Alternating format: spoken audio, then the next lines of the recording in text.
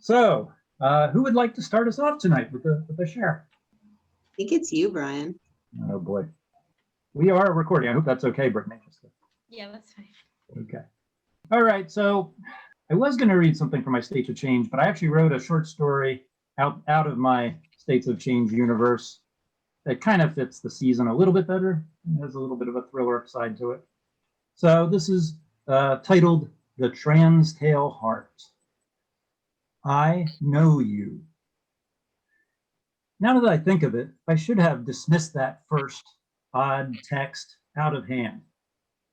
Unsolicited, trolly texts have been as common as transphobic politicians long before the age of Trump.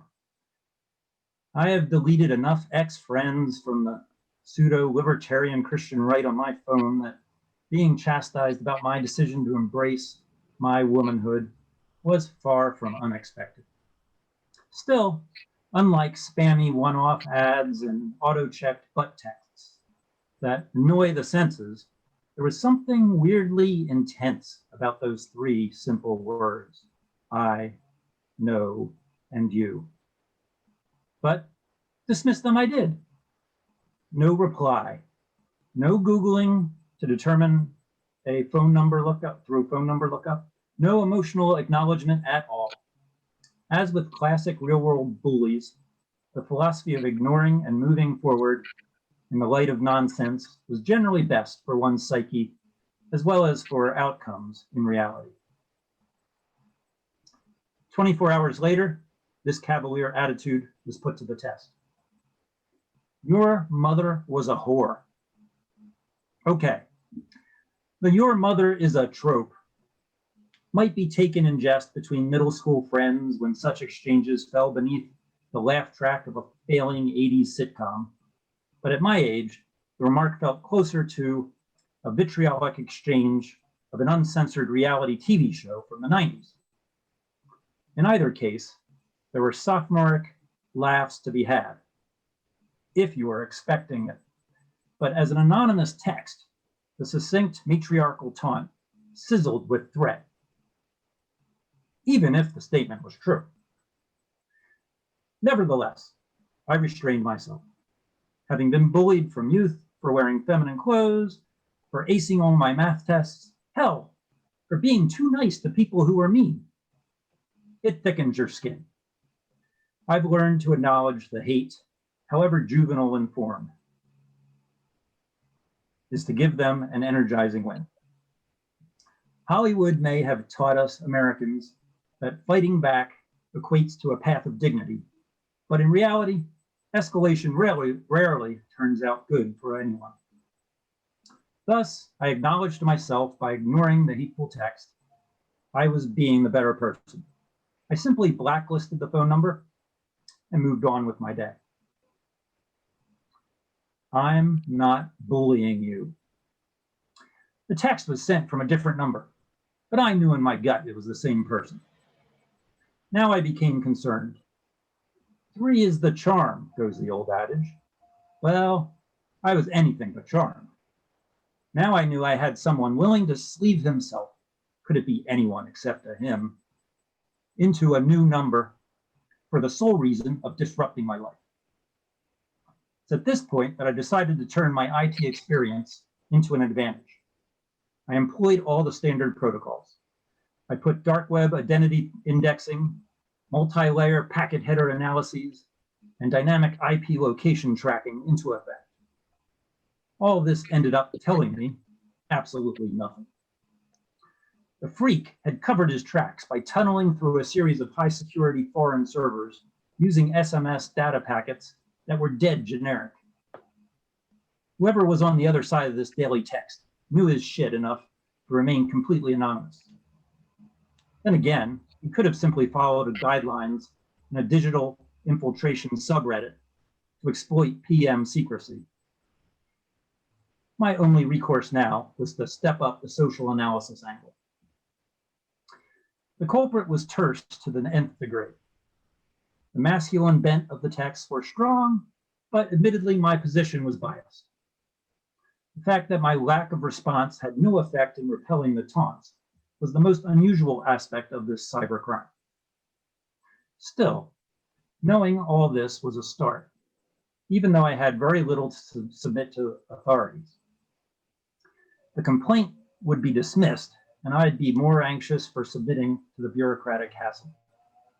Best to wait another day, gather more information and insight, and proceed from there. Of course, there was always the hope that 3 unanswered texts might dissuade any further attack messages. Not a talker, are you? No such luck.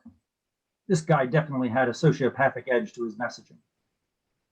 Normally, I'm pretty demure. The internal admission that I was a woman had been fraught with the constant anxiety of being questioned by an unsupportive culture. Many in the LGBTQ+ community up their aggression levels to combat such backward thinking, or at least they find a refuge in the rainbow community itself. But for me, in the depths of Pennsylvania, real-world supportive networks were simply non-existent. Virtual groups abounded, sure, but for me, they never seemed sufficiently substantial. I was my community. Still, I refused to take the bait. This cyberbully was subtle, I'll give him that. The brief statements didn't even degrade me personally. There were no long tirades of sinful non-binaryism, or no mandate of evolutionary heterosexuality. Frankly, I didn't even detect a tone of derision. If anything, the social analysis seemed to imply this was a sibling reaching out to give me a love-imbued ribbon. Okay, maybe that's going too far. Or not far enough. I am you. And with that last and final needling text came the rub. For decades, the outlandish identity statement puzzled me to no end. I'll spare you the roller coaster of internal melodrama that ensued. Suffice it to say, I was scared away from the path of least resistance toward one of self-reliance and pride. A drawn-out Netflix series might take you through all the twists and turns with repetitive, exasperational drama. I'll just come out and say it. The texting cyberbully was indeed my future self. You say you want details. Well, here it is in short. Within the veil of ever-present harassment at my remaining years of high school and college, I found a fevered inspiration to pursue physics and high math. I ascended the academic ladder as a particle physicist where my projects paralleled CERN experiments involving tachyons.